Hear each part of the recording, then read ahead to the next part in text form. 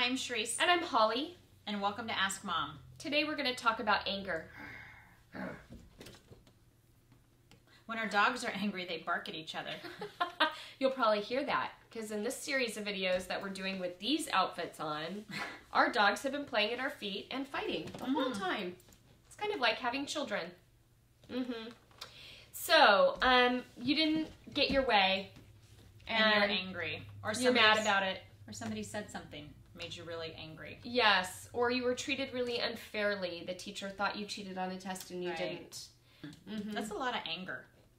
Yes, and there's, you're trying to figure out in your teenage years what you believe and how you feel, and you don't always have words for those things. And so sometimes that can make you even angrier because you don't know how to express it and how to get it out and say it to somebody so that then you can start to feel better about whatever. And you do need to get it out. You just have to be careful of the way in which you get it out because you don't want to keep it in. I think that's the biggest thing is when you're angry about something, you do need to step back and think about what your part in it was. Not that it's always your fault or anything like that, but sometimes there is something that you can take ownership for. And people really respect other people who can take responsibility for what their behavior was in a bad moment. A lot of times, whatever the difficult, angry situation could have been solved pretty quickly by just I'm really sorry, I didn't mean it to go that way, or I didn't mean for that to happen, or whatever, and just accepting it, even if you didn't feel like it was all your fault. And the honest truth is, if you're angry at somebody that's a good friend of yours, is you have so much history with that person, and you want to really preserve that friendship. Yeah, for sure. So go outside, separate yourself, take 10 deep breaths, say a prayer, talk to a friend, have your yelling, fuming, writing, journaling kind of moment. Those are all good ways to step back from whatever it is and to take enough time to figure out if there's anything you need to own in that. And then if there is, go say you're sorry right away. Don't wait a week. Don't think they don't really need to hear I'm sorry from me, because they do. Just go say you're sorry right away. And here's the thing, when you go to say you're sorry, you say sorry for what you felt that you did wrong in that confrontation, right? Don't expect the other person to own up to it so fast, right? For their part. For sure. They might just go, oh, thanks, like that it was all you. And, you can know in your heart that it wasn't all you. They had a part of it too. And no, I'm sorry, but. No, I'm sorry, but you did this and this and this, and I wish you hadn't said that. All of us are maturing at our own rate. All of us need, it's not like that other person, even if you think they don't care, they're probably still going to roll that conversation around in their head several times. And they might not come to the same conclusions you did, but, we're all human beings, and we're all going to think differently about things. And so it's important for you to take responsibility for yourself, and you don't need to make sure the other person is becoming as mature as you are, frankly. If you have a hard time with anger and you feel like you just go from 0 to 10 immediately, maybe you just need to ask somebody for help, to help you kind of manage that. So maybe it's a parent, maybe it's a teacher at school, maybe it's a counselor. There's going to be some other things that you might have to do to stop it going from 0 to 10. Yeah, and also being able to diffuse anger is a really good thing to learn. And so, putting together some phrases in your head in advance that you can use in situations that feel kind of out of control.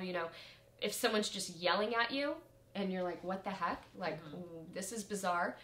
You can say things like, you seem really angry right now. I really want to be able to talk to you about whatever's going on. Could we talk about this in an hour or so after you have some time to calm down?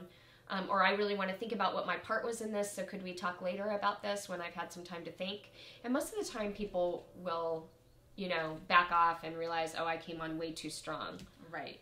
So you could think about what kinds of things you could say in a school situation or to a peer or to a teacher that might help you. Or even with your parents sometimes, what if you come home really late from something and your parents are really angry? It can just be as simple as just saying, I am so sorry. I can see I super inconvenienced you, and it wasn't my intent to make you angry. I'm really, really sorry. When someone's really angry with you, you can also sometimes just get to the chase, not have to deal with them spewing out all of their anger on you by just saying, what is it that you need from me? What is it that I can do for you? Because people are expecting you to get angry back at them, but when you can try to help solve the problem before they need to, tear you down and break you into bits and pieces, to be able to say, I really want to resolve this, so tell me what it is that you need from me. can sometimes help to diffuse things. There you go. When you're dealing with teachers and authority at school, oftentimes you're just going to have to swallow the tough pill of a teacher being mad at you, right? Because respecting them is going to get you a lot further than any explanation that you think you could probably give to whatever it is. So it might just be that you're patient and you wait and you listen to whatever it is the teacher's upset about, or the principal, or whoever it is, and then certainly tell them the truth about whatever happened. But if it doesn't seem like they're going to come around and really want to listen to you, don't get all angry and upset about it. Go home, talk to an adult, ask for some help. Say, I think this could be a problem, or something they write up and put in my file, or whatever, and I just need a little adult assistance, because sometimes there's just going to be oftentimes there's going to be more respect with a teacher talking to another adult than a teacher talking to a child. That's unfortunate, but often true. When you're angry, here's some healthy outlets that can help you maybe possibly get over that anger. Exercise is a really good one. Very healthy for you. Throw in your headphones, listen to some great music, and go for a run. Spend some time with some friends. Maybe you need a counselor. If this is something you find that you are always angered, that it just comes up again and again and again, get some counseling. Maybe you need some extra sleep. Maybe you're just like, boom, 0 to 10, and because you're just like so fatigued, you're so tired, and somebody just says one thing to you, and you just go off the handle. Sleep is a huge one. Supplements can also help if you find that during times where you're very hormonal. You can take B complex, you can take omegas. You can journal about it, you could write about it. Sure, you can pray about it. You can... I'm so angry. Yeah, when you journal about it, like clench your fist. Black. Use black. Use black. Yeah. And dress in black. You can also just be aware of what you're eating, because it could be that you've had a really awful diet for the last couple of days, and just, trying to break in a few more fruits and vegetables and some protein could really make a big difference. And, your brain needs to be fed.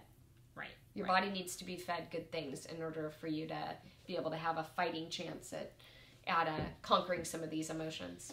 Just because you're hormonal doesn't give you a right to be angry and to snap at people, but if you can recognize that and maybe separate yourself for 5 seconds before you're going to blow up at that person, because if I wasn't so hormonal, I probably wouldn't be so angry right now.